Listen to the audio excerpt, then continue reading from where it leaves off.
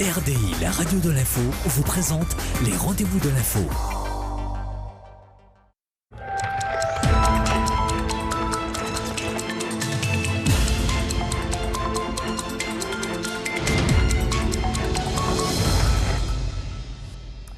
Bonsoir à tous, bienvenue dans le rendez-vous de l'info avec 3 invités ce soir. Vous le savez parce que vous regardez le JT tous les soirs. Grève à la CAF, jusqu'à quand? La réponse sur le plateau du rendez-vous de l'info avec notre invité Pascal Parsili, délégué syndical CDTG CFDT, représentant de l'intersyndicale ce soir également, donc à la CAF. Deuxième invité, on va en parler avec Marie-Claude Verdan, les journées régionales de formation du CEFIEC. Vous ne savez pas ce que c'est que le CEFIEC? On va vous dire ce que c'est et la thématique de ces journées régionales de formation avec, je rappelle, Marie-Claude Verdan, cadre supérieur de santé, retraité. Et puis, il y a toujours des nouveaux auteurs, compositeurs, interprètes qui ne savent toujours pas comment fonctionne la SACEM, comment on doit s'inscrire, et puis plein d'autres choses également avec la mort du disque. Bref, journée porte ouverte. Demain, dès 9h30, ça se passera à l'hôtel Amazonia avec la SACEM. Et pour nous en parler, Christian Boutan, délégué régional à la SACEM, Martinique et Guyane. Voilà pour nos 3 invités. Bonsoir les filles. Bonsoir. Ça va Théanie? Ça va. On dirait le petit chaperon rouge ce soir, avec son gâteau pour la mère grand. Oui, c'est ça. C'est ça ce soir le Oui, thème? ce soir. Oui. Bien joué. Donc ce soir, donc du coup ce soir, j'ai testé pour vous une tarte aux pommes express en 15 minutes. Waouh, et elle est bonne. Elle est bonne, oui. On verra. Vanessa? Ce soir, on parlera d'une fête de rue. À Cayenne? Oui, samedi dernier. Très bien. Voilà le programme du rendez-vous de l'info qui démarre tout de suite avec la rédaction d'ATG. Voici le journal tout en images.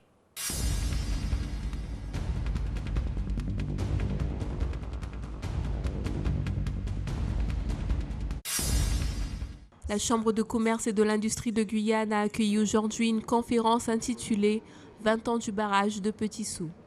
Organisée par EDF Guyane, la rencontre avait pour but de présenter une restitution environnementale 20 ans après la présence du barrage. Alors en fait, quand on parle d'empreinte environnementale, bien évidemment, les gens y pensent tout de suite à l'inondation de la forêt.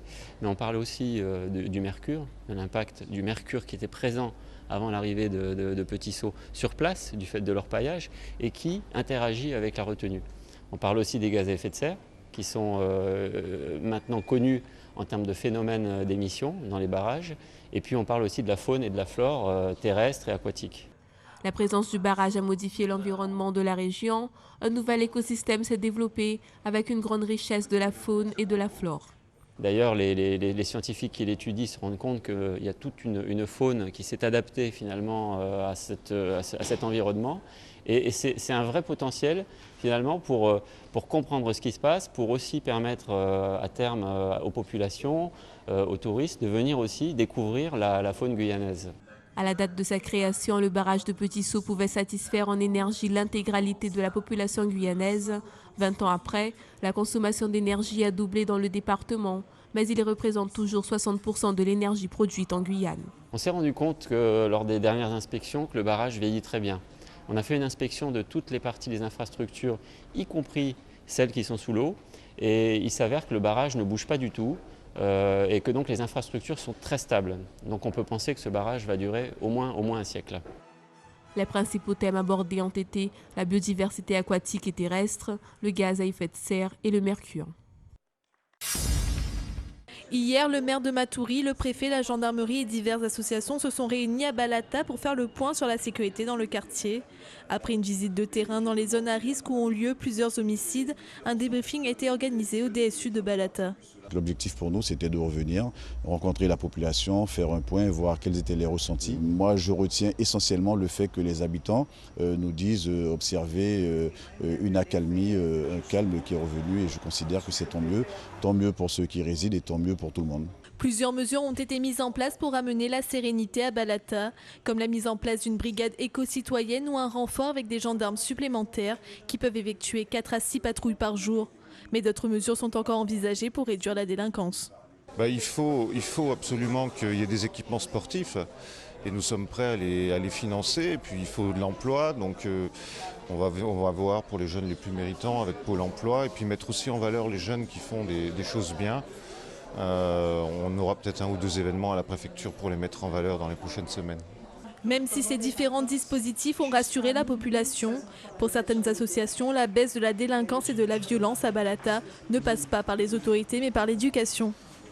Moi je trouve que chez nous, les parents ont baissé les bras. Et il y a certaines règles à respecter, il y a des valeurs. Par exemple, les enfants qui sont là vers 21h et dans les rues, de mon temps, ça ne se faisait pas. D'autres projets sont prévus par la mairie et la préfecture pour améliorer la sécurité, comme de nouveaux éclairages publics ou encore la mise en place de vidéos de protection. Le 4e rapport commun aux 5 associations présentes en centre de rétention administrative est sorti. Ce rapport dénonce une persistante d'atteinte grave aux droits fondamentaux des personnes retenues. 45 000 personnes ont été placées au centre de rétention en France, dont la moitié en Outre-mer l'année dernière. Ce rapport, qui est commun aux 5 associations qui interviennent dans les centres et locaux de rétention de France, dénonce une continuité dans la politique d'immigration qui est menée, que ce soit sous la droite ou actuellement sous la gauche. Ce rapport révèle des chiffres qui sont toujours aussi astronomiques pour l'outre-mer, puisqu'on est sur environ 19 000 personnes enfermées, plus de 2000, donc plus de 2000 en Guyane. Ce rapport démontre que cette politique, qui est extrêmement coûteuse, est également tout à fait absurde, puisqu'elle consiste pour l'essentiel à renvoyer sur l'autre rive du fleuve des voisins qui circulent de part et d'autre de ces fleuves depuis des siècles. Selon la CIMAD, en Outre-mer, les éloignements sont conduits de façon expéditive. 6% des personnes placées en rétention ont pu accéder à un juge. Pour 80% d'entre elles, le juge a constaté que leurs droits ont été bafoués. Alors les conditions de vie au centre de rétention sont très sommaires. Les personnes qui sont placées au centre de rétention dorment sur des dalles de béton surmontées d'un tatami en guise de lit. Il n'y a pas de drap, il n'y a pas de moustiquaire, il n'y a pas de ventilation, il n'y a pas de climatisation. Et puis à l'intérieur du centre, il n'y a strictement aucune activité pour occuper les personnes, hormis une télévision. Donc les conditions sont relativement difficiles puisqu'il n'y a strictement rien à faire au sein du centre de rétention et qu'il fait extrêmement chaud. Ce rapport révèle des pratiques qui, selon les associations, est absurde et ne servent pas les buts politiques affichés. L'Outre-mer concentre la moitié des éloignements. En Guyane, cette procédure a concerné 2086 personnes, dont une majorité de Brésiliens. Drame à Saint-Laurent, 2 enfants âgés de 18 et 5 mois sont morts dans un incendie. Les faits se sont déroulés lundi à 3 h du matin. Une maison située quartier Chute-Voltaire a pris feu. Les pompiers arrivés rapidement sur les lieux ont tenté d'éteindre les flammes, mais en vain. D'ailleurs, 3 enfants dont les parents étaient partis pour assister à une veillée funéraire sont restés sous la responsabilité d'un couple partageant la maison. Au moment du drame, le couple et un des enfants ont pu échapper à l'incendie. Les 2 autres enfants sont restés piégés au milieu des flammes. C'était sur un petit planche jaune là, il y avait une victime à terre, il y avait un petit truc jaune à terre, il y avait une victime là, et l'autre côté, à côté du tôle, il y avait une autre victime à terre. N'ayant pas d'alimentation électrique, les habitants s'éclairaient à la bougie. Cause probable du départ de feu, les investigations se poursuivent. Les finances de la ville de Kourou sont dans le rouge. L'audit sur l'état financier de la mairie a été présenté cet après-midi en conseil municipal. Aujourd'hui, la capacité d'autofinancement de la ville spatiale est de 500 000 €.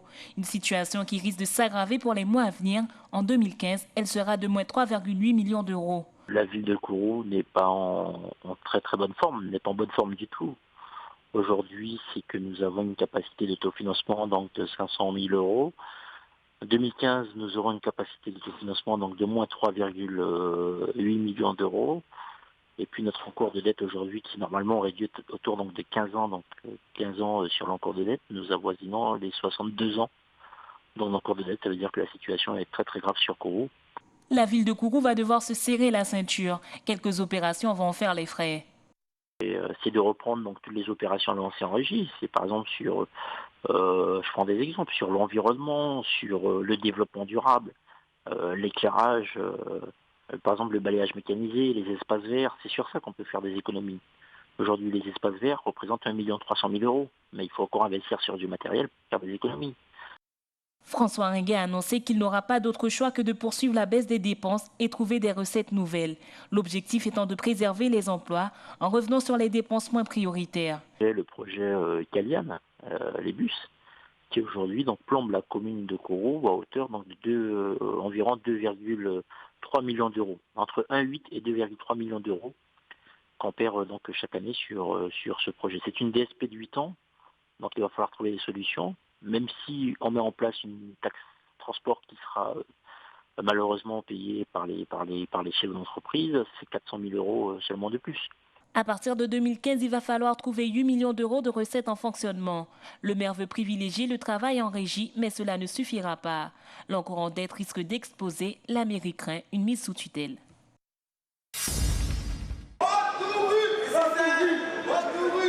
Hier a débarqué à l'aéroport Félix Éboué l'équipe de l'US Matoury.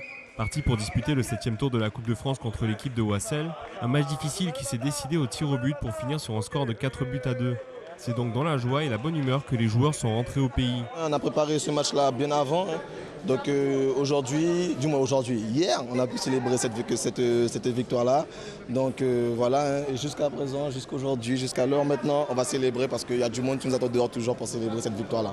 Et c'était le moment de jouer, quoi. Que si on ne jouait pas, on risquait comme l'année dernière, comme les autres années, de repartir la tête baissée. Ah ouais, ça pour moi, ça c'est tout. Un jour avant, je parlais mon ami de mon chambre là, qui me parlait Dieu, fais-nous passer là. Je savais que c'est ma difficile, mais fais-nous passer et fais-moi marquer. Si je marque, je suis content avec mon équipe. Et nous passer. Donc je veux remercier à lui, à toute l'équipe. C'est toute l'équipe qui ont fait tout le possible pour gagner. Donc là, je suis très content pour eux, pour nous. Voilà, les Matoury.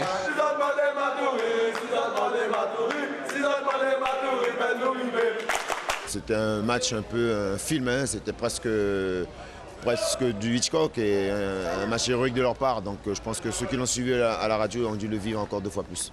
Maintenant, il ne faut pas non plus se pleurer. On n'a pas gagné la Coupe de France, on a fait un bel exploit, c'est vrai. Il y a encore des choses à travailler, à peaufiner. Accueilli en héros par la municipalité de Matoury, c'est un événement historique pour cette équipe pour qui c'est une première d'atteindre ce niveau de la compétition. C'est une victoire de la Guyane. Je pense que le club de l'US Matoury a trébuché samedi après-midi, mais nous étions confiants dans notre capacité à pouvoir démontrer qu'en Guyane, il y a des jeunes qui savent jouer au football, qu'il y a des entraîneurs qui savent entraîner et qu'il y a des dirigeants également qui savent diriger. Je crois qu'à partir de ce moment-là, tout sera mis en œuvre pour que le tour suivant soit également couronné de succès parce que nous avons les moyens de démontrer à la face du monde que par moment, on sait réagir et qu'on sait obtenir des résultats positifs. Même si pour l'équipe de Macouréa, l'aventure s'est terminée samedi dernier face à Martigues, la Guyane tient encore sa chance de continuer son avancée en Coupe de France. La ville de Kourou facilite l'accès à la formation professionnelle. Hier, François Ringuet a reçu à l'hôtel de ville l'adjoint au maire de Deauville pour présenter le projet de partenariat conclu entre ces deux communes. Le but de cet événement a été de présenter les 2 jeunes Kouroussiens qui partiront à Deauville pour se former au métier de l'hôtellerie-restauration. L'État est intervenu pour financer en partie cette initiative pour que les jeunes puissent se transporter, étudier, se loger et se déplacer. Ce partenariat avec la ville de Deauville s'inscrit dans une politique d'insertion des jeunes. Il permet également aux demandeurs d'emploi d'avoir accès à l'enseignement supérieur.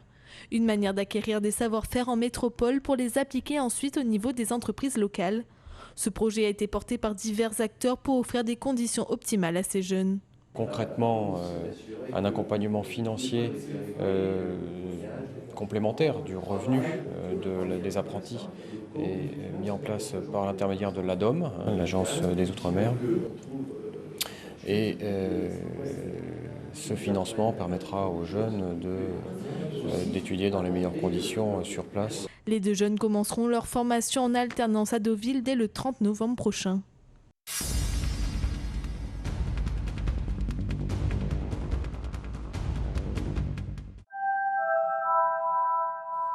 De retour sur le plateau du rendez-vous de l'info et puis les entraîneurs de l'US Matoury bientôt sur notre plateau également, jeudi pour être précis. Pascal Parsili, bonsoir. Bonsoir. Vous êtes délégué syndical CDTG, CFDT à la CAF et représentante de l'intersyndicale ce soir sur le plateau du rendez-vous de l'info. Alors on l'a vu bien sûr, la CAF est en grève, on sait plus ou moins pourquoi, mais pour ceux qui prennent l'émission là aujourd'hui, qui débarquent de l'avion, est-ce qu'on peut revenir sur la genèse de cette histoire ? Alors, il faut savoir qu'on a commencé la grève donc, hier, lundi 17 novembre. Et donc, pour la genèse, on avait déjà grévé donc, le 6 novembre. Et donc, nos revendications n'ont rien donné avec la direction. Donc, on a décidé donc, de poser un préavis pour hier, donc lundi 17 novembre, illimité. Hein, c'est une grève illimitée. D'accord. Réexpliquer pour les téléspectateurs l'objet, pourquoi cette grève. Alors, sans entrer dans les détails, hein, parce qu'on n'a pas beaucoup de temps, je crois qu'il faut que je parle des points les plus importants. Il y en a 2. Donc, on a un cahier de revendications qui est composé de 11 points. Donc, je vais parler seulement ce soir des 2 plus importants qui nous tiennent à cœur en tout cas et sur lesquels on ne va pas lâcher. Donc, le premier point, c'est le paiement des indemnités de congés payées qui n'ont pas été payées depuis plus de 20 ans. Depuis plus de 20 ans. Voilà. Et sur le point donc, 4, qui est donc le départ de la directrice de la CAF de la Guyane vers d'autres fonctions. On peut savoir pourquoi? Alors, pourquoi? C'est simple. Hein. Je crois que depuis 15 ans en poste, la directrice n'a jamais su nous instaurer un climat de confiance. Je crois que ça prouve aujourd'hui que par rapport à la grève depuis hier, et qu'on ne peut plus continuer à travailler dans des conditions pareilles. Il n'y a pas de confiance. On n'a pas été payé donc depuis 20 ans. Hein. Sur une ligne budgétaire. Attention, ce n'est pas leur salaire, hein, pour faire expliquer. C'est une partie du salaire. Une partie du salaire. Une partie intégrante du salaire. Tout à fait. Donc voilà. Est-ce que vous pensez c'est une erreur de sa part, ou enfin de la part de la direction, c'est l'erreur d'une personne, et peut-être qu'ils ont vu cette erreur-là, mais ils n'ont plus osé revenir dessus. Comment ça s'est passé d'après vous? Alors, par rapport aux documents et aux preuves hein, qu'on a pu avoir jusqu'à maintenant, la directrice était au courant que ça existait, parce qu'il faut savoir que... C'était tellement énorme qu'il valait mieux cacher, je ne sais pas. On ne sait pas, En fait, on se pose toutes les questions, parce que ça fait plus de 20 ans qu'une partie de la paye n'a pas été payée. Il y a des agents qui sont partis à la retraite, donc leur retraite a été calculée sur de faux montants, en fait. Hein. Donc voilà, il faudrait une expertise là-dessus. Et on demande à la direction de nous donner de nous dire pourquoi, qu'est-ce qui s'est passé. Plus d'explications. Voilà, plus d'explications. Et jusqu'à maintenant, on n'a pas pu en avoir. D'accord, Vanessa. Est-ce que tous les salariés partagent ces revendications? Parce que je crois que vous étiez un peu plus de la moitié seulement à ne pas travailler ce matin. Alors, depuis hier, on est environ à 70%. Hein, environ. Je ne peux pas préciser, mais... Sur une chose comme ça, il n'y a pas 100%, tout le monde n'est pas derrière vous? Peut-être que ceux qui restent, ce sont les cadres hein, qui estiment que, tant pis, s'ils ont perdu 20 ans, si leur salaire leur permet de ne pas profiter de leur salaire qu'ils n'ont pas perçu, ça, c'est eux. La première fois qu'on a entendu la direction, qu'on n'entend plus d'ailleurs en ce moment, sur cette affaire, c'était « mea culpa, on a fait une erreur, on remboursera ». Alors, la direction nous propose de nous rembourser donc, sur 5 ans, puisque c'est la prescription.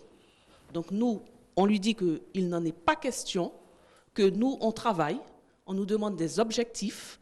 Donc, je crois que par rapport à ça, ils n'ont pas le droit de ne pas nous payer notre argent, nos salaires. Les choses sont claires. Quelque chose qui nous revient de droit. D'accord. Théanie?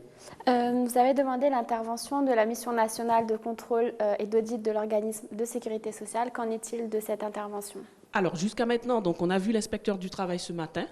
Donc, on lui a dit que pour commencer les négociations, il fallait absolument qu'une personne de la MNC, donc la mission nationale de contrôle, fasse partie de la négociation. Donc, il faut savoir que cette personne est basée en Martinique. Donc, jusqu'à l'heure où je parle aujourd'hui, on est en attente et on ne sait pas si demain, réellement, cette personne sera présente aux négociations. Normalement, ça doit débuter demain. On ne sait pas à quelle heure, mais c'est pour demain. Il y a des retraités de la CAF, ça sera ma dernière question, qui nous regardent là aujourd'hui. Ils ont une chance de toucher peut-être aussi? Mais bien sûr. Et justement, j'invite tout ce monde à venir nous soutenir.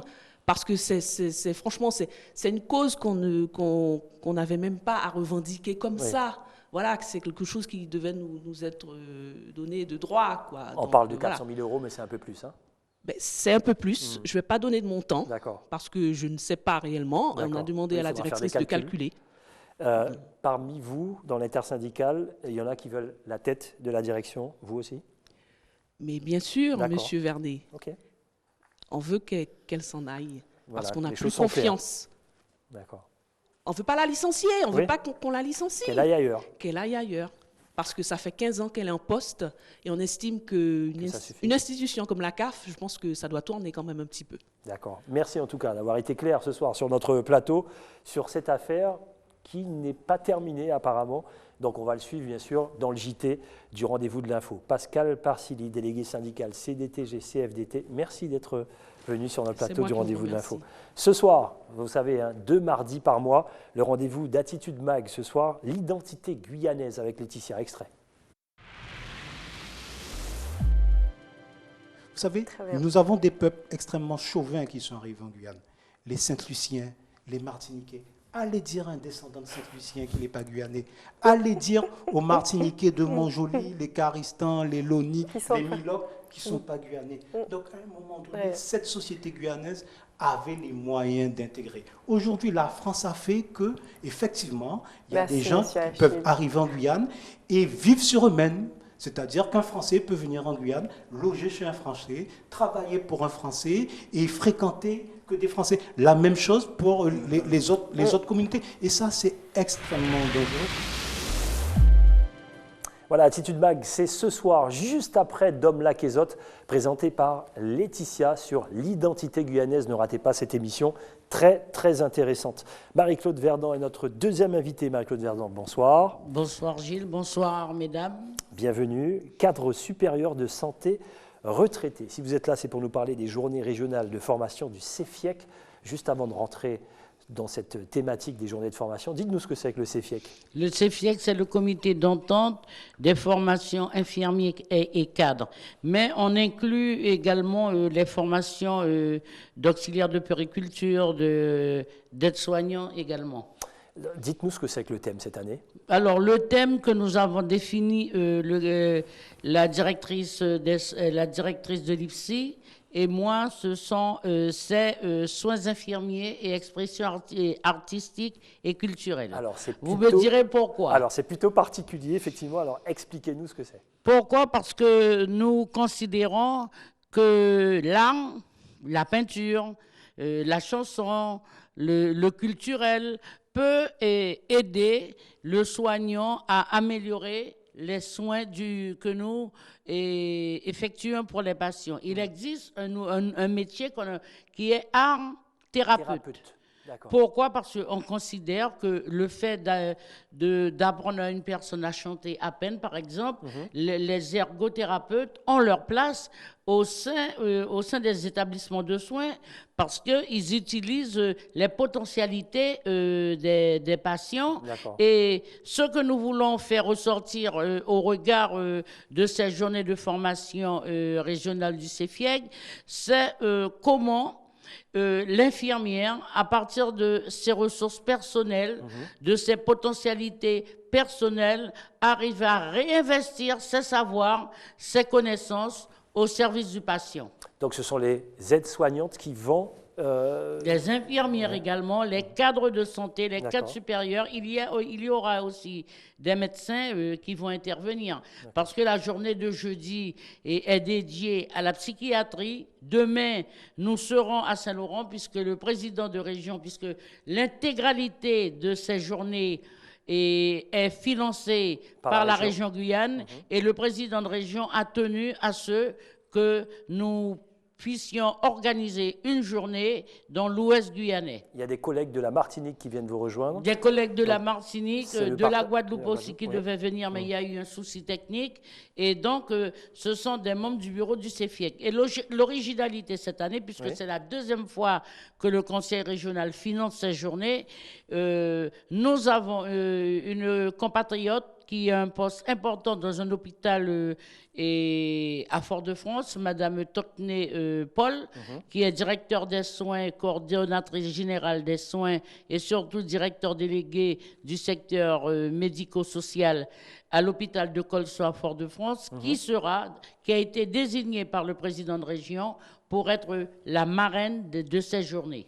Alors, ça veut dire quoi concrètement, une fois que ces formations sont terminées? Ça veut dire qu'elles auront un bagage, désormais, ces aides-soignantes. Non, un pas spécialement Alors, soignantes. j'ai bien compris. Les professionnels de santé, je Alors, préfère. voilà, dans la globalité. Oui. Concrètement, une fois qu'on a eu ces journées de formation, qu'est-ce qui se passe sur le terrain? Allez, il y a un patient dans une chambre. Qu'est-ce qui se passe? Donnez-nous un exemple. Mais vous savez, on a voulu en parler, mais ça se fait déjà. J'ai été pendant des années cadre de santé dans un service de long séjour. Nous avions déjà cette pratique.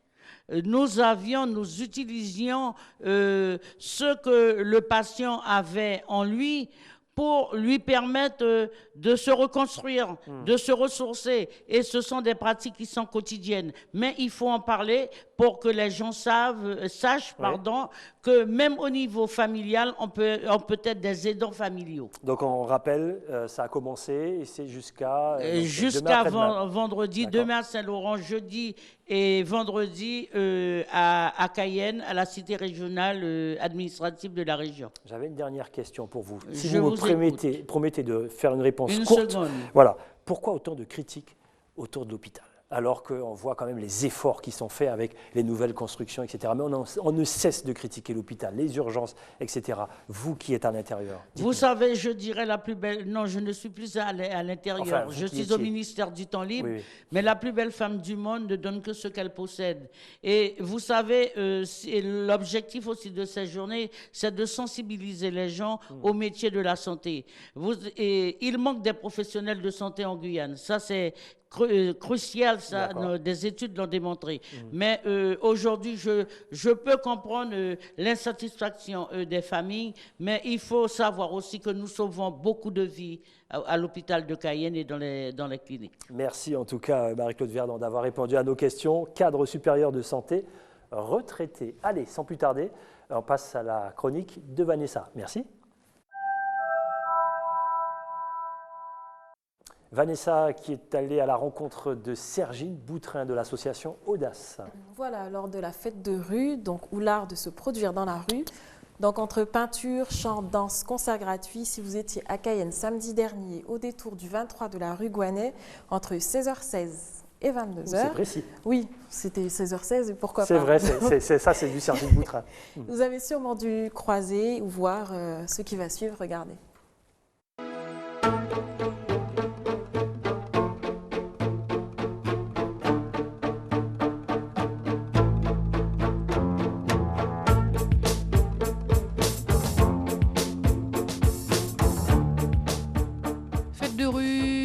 C'est quel numéro? Je ne sais pas si c'est le 30e, 50e, peu importe. C'est un SDF un jour qui ne pouvait pas rentrer dans des salles d'expo et qui m'a dit ras-le-bol, pourquoi vous ne vous occupez pas la rue? C'était Jimmy Glissant qui est décédé depuis et je l'ai pris au mot et j'ai commencé ça en 92 et en fait, heureusement qu'il me l'avait dit. Ce qui est dommage, c'est que je trouve que les gens n'ont pas adhérer au principe. Il y a très très peu de gens qui font des fêtes dans la rue comme ça, alors que la mairie autorise, il suffit de demander un mois avant.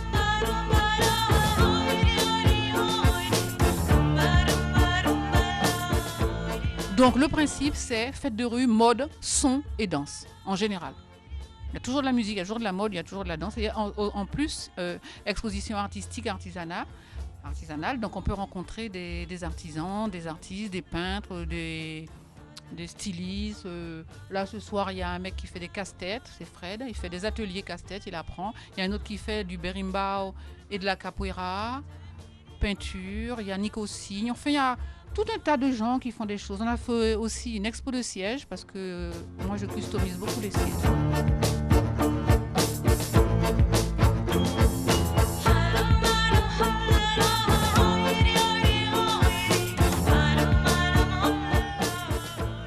Voilà, donc très belle initiative et très simple à faire, comme elle a dit, demandez à la mairie et puis c'est tout. Donc si vous voulez faire une fête de rue, pourquoi pas? Voilà pour les infos de fête de rue. Merci Vanessa.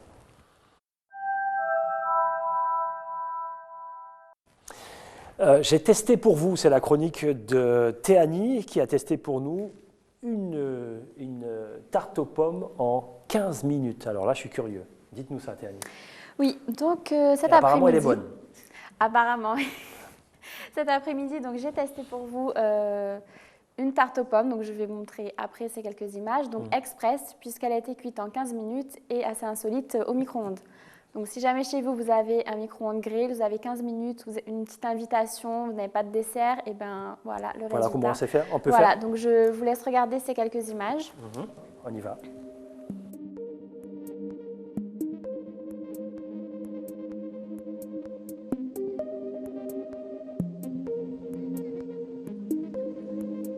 Ingrédients, donc là, donc on a nos 4 pommes, on les a épluchées. On a Quelle on pomme? découpe. Golden Peu importe, selon les préférences. Si on préfère une tarte qui serait un petit peu plus sucrée, on va prendre plus des golden. Quelque chose d'un petit peu plus acide, on va privilégier d'autres variétés de pommes. Donc on les découpe, on les place, donc pareil au sein de la tarte. On peut les placer comme on veut. Il y a beaucoup de manières de placer ces pommes. Si on les préfère plus serrées, tout dépend de ce qu'on préfère au niveau de la structure de l'appareil. Donc ensuite, on va passer à la préparation. Donc nos 4 œufs que l'on case. 4 pommes. Oui, 4 grosses pommes. D'accord. Donc on bat les œufs, on ajoute le sucre, donc en tout 250 g de sucre. D'accord. Vous pouvez varier, peut-être 100 g de sucre, 100 g de sucre vanillé ou un petit peu moins. C'est vous qui faites ça, là, Tani? C'est ma maman qui est en train de battre les œufs. Oui. Je suis en train de filmer, je ne peux pas tout faire. D'accord, très bien.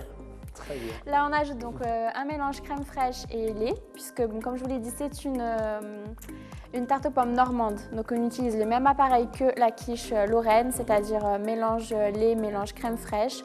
On ajoute le mélange donc sur nos pommes. Donc, on ajoute de manière bien sûr homogène pour ne pas se retrouver avec de la pâte juste au milieu et rien sur le côté. Voilà le résultat après 15 minutes de cuisson. Donc, je l'ai... Au micro-ondes? Oui, au micro-ondes, bien sûr, ce qu'il faut préciser. 15 minutes. Donc, je l'ai... on va faire attention de ne pas la renverser. Donc, sur le plateau, voilà, la tarte aux pommes. Une bonne odeur, en tout cas. Oui, une bonne odeur. Et en fait, les 15 minutes, c'est dû au fait qu'il y ait des œufs dans la pâte. Donc, ça cuit beaucoup plus vite. D'accord, très bien. Après, au niveau de la pâte utilisée, sur celle-ci, j'ai utilisé de la pâte feuilletée. On peut varier pâte brisée, pâte sablée, selon les préférences. Donc, voilà, à essayer. Et à la question, est-ce qu'elle est bonne? On n'aura jamais la réponse, parce que madame n'a pas pris de couteau pour... mais je pense qu'elle a une idée derrière la tête. Merci Théanie, quand même, pour cette jolie tarte aux pommes. En 15 minutes, en tout cas, bravo. Bravo à maman. Oui, vraiment maman qui m'a aidée. Et puis, c'est une recette de maman, bien sûr. D'accord, Donc, maman, je sais que tu me regardes, merci beaucoup. Merci maman. Merci Théanie. La musique, on en parle, comment on l'utilise, comment ça se passe, qui sont les auteurs, compositeurs, interprètes et ces artistes qui chantent depuis 20 ans mais qui ne se sont jamais inscrits à la SACEM. Si vous voulez avoir plus d'infos, il y a une journée porte ouverte qui commence demain, 9h30, 12h30, 15h, 18h30, au Royal Amazonia. Pour nous en parler, Christian Boutan, délégué régional de la SACEM Martinique et Guyane. Bonsoir Christian Boutan, bienvenue sur le plateau. Alors, journée porte ouverte, journée d'information en quelque sorte. Oui, c'est ça. Alors, c'est vrai que nous avons voulu un petit peu reproduire en Guyane ce qui s'est passé en métropole déjà depuis 2 ans et qui cette année a été étendu aux 60 délégations de la SACEM en France métropolitaine, et en Martinique et en Guadeloupe. Et donc, avec M. Picou, qui est notre collaborateur sur place, nous organisons ces journées portes ouvertes. Journées qui sont destinées, bien évidemment, à aller un petit peu plus loin et puis à recevoir tous les créateurs, tous ceux qui sont intéressés par la question de la propriété intellectuelle, à recevoir des écoles de musique autour de ce certain nombre de compositeurs également qui seront avec nous.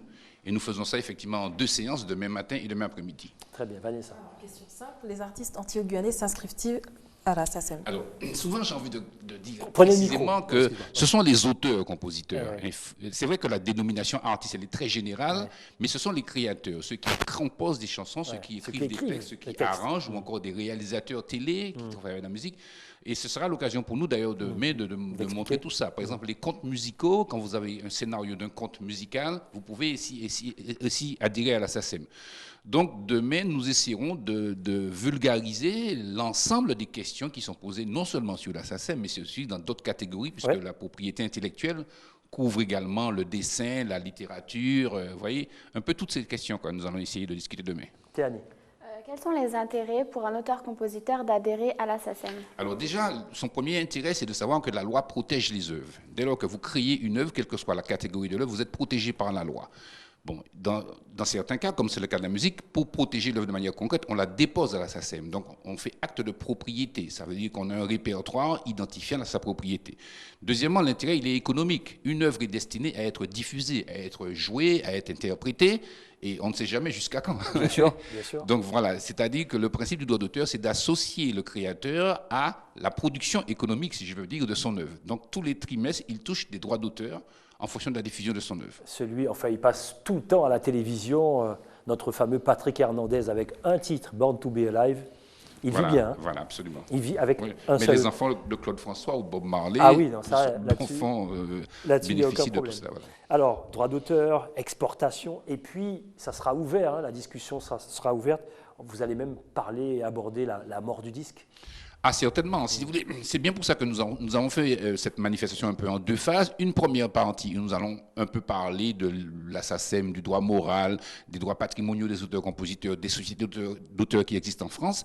Et une deuxième partie où, avec le concours d'un certain nombre d'auteurs-compositeurs de Guyane, nous allons donc discuter avec les gens. Et ce sera l'occasion, effectivement, de poser des problématiques du développement, de l'exportation, de la création du disque, de la musique guyanaise. Donc voilà, si vous voulez, c'est en deux parties. Je pense que nous allons bien évidemment échanger de façon assez fructueuse sur tous les sujets qui concernent la musique. Voilà, vous qui êtes intéressé, vous qui êtes auteur, compositeur et bien d'autres encore, n'hésitez pas, on rappelle le rendez-vous, 9h30, 12h30, première session, 15h, 18h30 au Royal Amazonia, avec toute l'équipe, dont Christian Boutan. L'avocate de Zéphyr, pour ceux qui ne le connaissent pas. Exactement. Voilà. Merci. Merci beaucoup. Je rappelle, Christian Boutan, délégué régional de la SACEM, Martinique et Guyane. C'est comme ça qu'on se dit au revoir dans le rendez-vous de l'info. N'oubliez pas, 20h, Dom Laquezotte, avec une rediffusion des Roms Prévost, et puis 20h15 précise, l'identité guyanaise en question, dans Attitude Mag, présenté par Laetitia. Bonne soirée et à demain. BFM, tout de suite.